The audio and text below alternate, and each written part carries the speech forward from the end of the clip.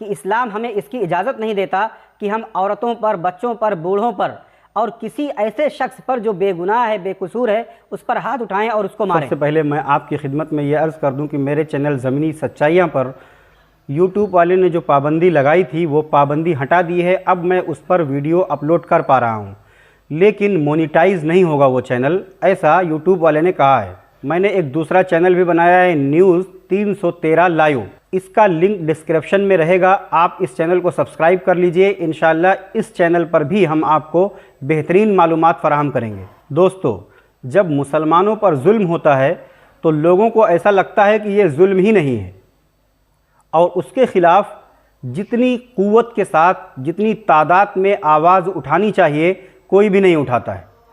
लेकिन जब दूसरों पर जुल्म होता है तो चाहे वो जुल्म कम हो, लेकिन सबको लगता है कि बहुत बड़ा जुल्म हो रहा है, इनके ऊपर आसमान गिर गया। और खुदा न खास्ता अगर मुसलमान कहीं पर किसी पर जुल्म करें तब तो समझ लो कि आसमान लोग सर पे उठा लेते हैं, और फिर सिर्फ मुसलमानों को नहीं बल्कि इस्लाम तक को तनकीद का निशाना बनाते हैं। बांग्लादेश के अंदर कुछ मुसलमानों ने कुछ हिंदुओं को मार दिया।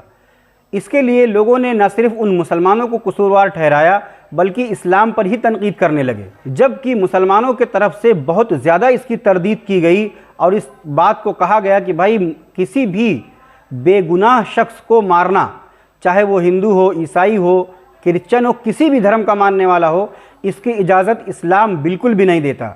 उसको मारना ये उसका ज़ाती फ़ेल है, ये इस्लाम का हुक्म नहीं है। और जिन लोगों को बांग्लादेश के अंदर मारा गया है, बांग्लादेश के लोगों ने मारा है, चाहे वो हिंदू हो, चाहे क्रिश्चियन हो, चाहे अदर कास्ट के हों, उनका ये फ़ेल गलत है, उनको नहीं मारना चाहिए था। और उनको खुद इस बारे में सोचना चाहिए था कि इस्लाम हमें इसकी इजाज़त नहीं देता कि हम औरतों पर, बच्चों पर, बूढ़ों पर और किसी ऐसे शख्स पर जो बेगुनाह है, बेकसूर है, उस पर हाथ उठाएं और उसको मारें। उन लोगों को ये सोचना चाहिए कि उन्हें मरना है और मरने के बाद अल्लाह के सामने उन्हें हिसाब देना है। वो क्या मुंह दिखाएंगे अपने परवरदिगार को? जो मुसलमान आज हिंदुओं को मार रहे हैं बांग्लादेश के अंदर, इससे न सिर्फ मुसलमानों की बदनामी हो रही है बल्कि लोग इस्लाम पर भी तनकीद कर रहे हैं। हम लोग बार बार इसकी तरदीद कर रहे हैं और एक बार फिर हम तरदीद कर रहे हैं कि जिन मुसलमानों ने बेकसूर लोगों को मारा है उनका ये फ़ेल गलत है, उनका ये काम गलत है, उनको ऐसा नहीं करना चाहिए।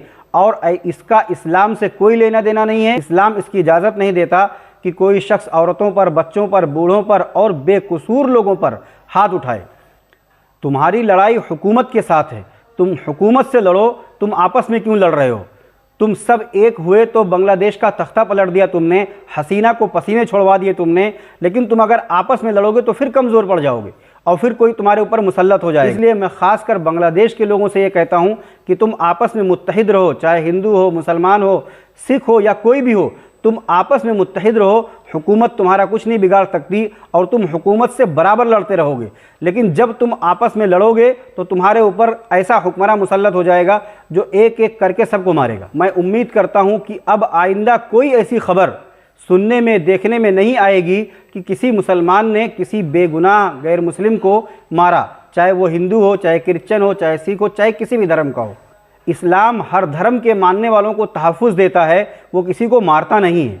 इस्लाम में ज़ोर ज़बरदस्ती नहीं है, इस्लाम प्यार का, मोहब्बत का पैगाम देता है। फिर मिलेंगे इंशाअल्लाह अगली वीडियो में नई मालूमात के साथ। जब तक के लिए अपने प्यारों का बहुत सारा ख्याल रखिए। अस्सलामु अलैकुम व रहमतुल्लाहि व बरकातुहू।